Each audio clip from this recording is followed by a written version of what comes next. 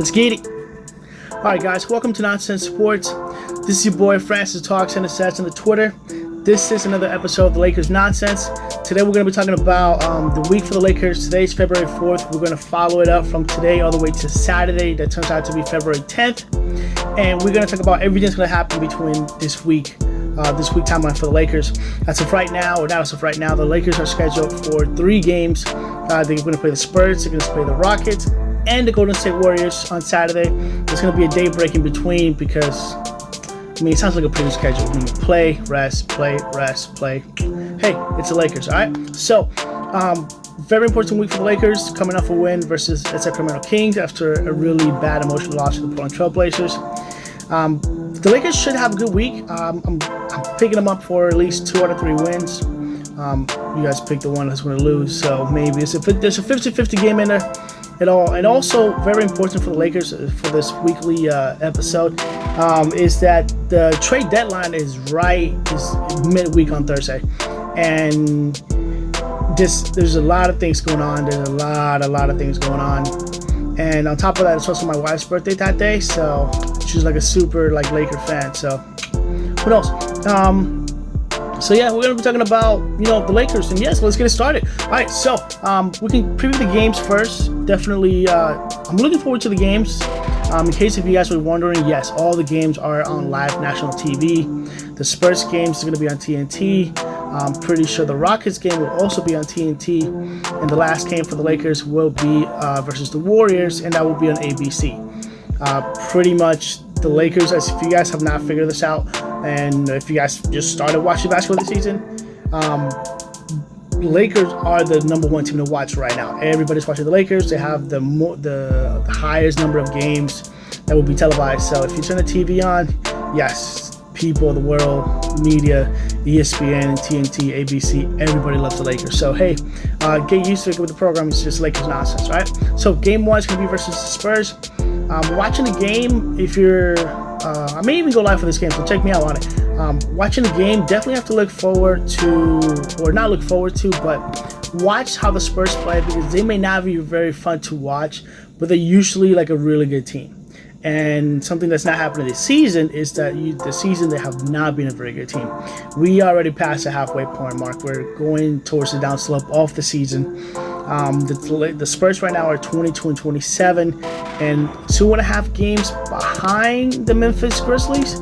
2.5 games behind them, and right in front of them is the Portland Trail Blazers, who have Dame Lillard, who has been averaging almost 50 to 60 points on his last 4 or 5 outings. So the dude is on fire, and the Spurs are coming off a loss. It will be a tough game for the Spurs.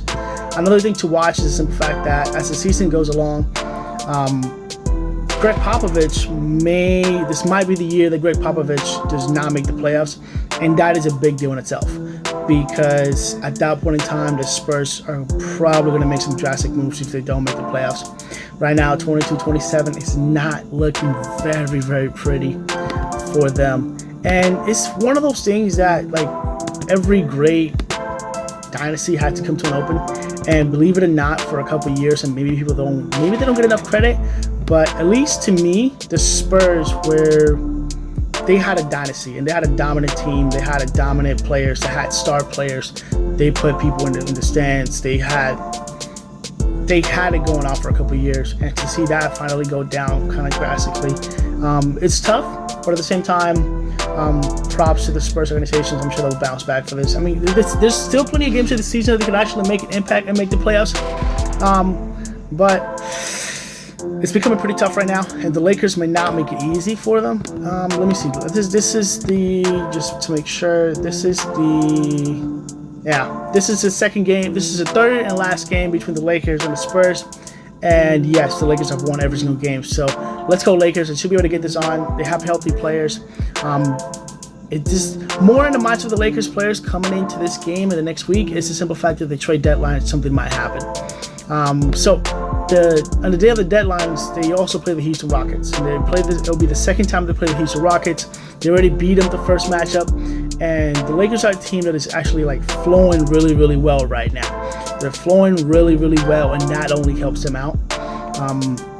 regardless of the losses they have taken to teams over 500, at the end of the day, the Lakers have a pretty comfortable lead in the Western Conference. They're 37-11 right now as of today, February 4th. So you know it's February 4th. Today's February 4th. The video is recorded. They have a 3-game lead versus the Clippers, and also, you have a 3-game lead, 37-11. You already passed the halfway mark. Your team should start rolling at some point in time. And if they pick up somebody at the trade deadline, they have enough cushion to put that person into it. Unless they pick up somebody like Derrick Rose or Spencer Dinwiddie that can go in there and automatically make an immediate impact into the game. The game versus the Rockets should be a fun one. But like I said, they're going to meet up 3 times. The Lakers already beat them the game 1. And, it looks like... Also, by the way, I know I said a comment about the Lakers losing to teams over 500. It's only some teams over 500, not every team. But they do need more wins versus teams over 500. Right now, there's something going on with James Harden. Like, either he'll drop 40 or 50 and have a triple-double, or he'll get like 12 points and miss everything. I don't know. I will be pretty concerned when it comes to his. I don't know if it's like a matchup thing. I don't know if it's like a playmaking kind of concept. But whatever it is with James Harden, they should figure it out. And props to Russell Westbrook, who has taken this role as a secondary player to it, and it has like full on killed it. Like, Russell Westbrook deserves he went from being the leading man to his own show to becoming the secondary on it, and he has completely and entirely blown people's mind out of proportion. They said it was not going to work out. It is working out. At the end of the day, it is working out. Russell Westbrook is doing everything he can to get that team to win. Now, I don't think that this year. Obviously, I don't think the Houston Rockets. Personally, I have nowhere the Rockets are getting past the first round. But I don't think it's an issue with James Harden and Russell Westbrook. I don't think D'Antoni has it anymore. And at some point in time, you got to figure out what are the different factors, what could be happening. Obviously, maybe it could have been a chemistry between James Harden and Chris Paul. But this year, James Harden, you haven't changed the playmaking at all to help your team out. The Lakers are going to have a tough matchup, but still, it's a trade deadline. They may not even have Clint Capella over there.